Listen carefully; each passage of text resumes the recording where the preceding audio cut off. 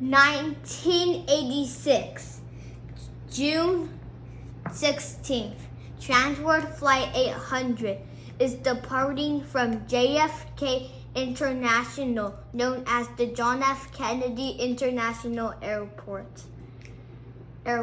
It's flying all the way to Rome and then Paris.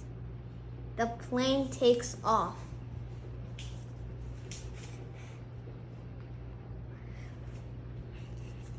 But during takeoff, smoke is coming out.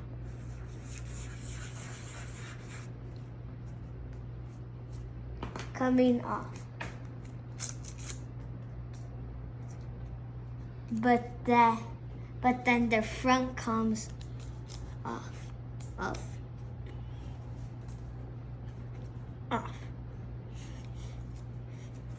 This plane splits into 4 pieces, with no survivor in the plane crash.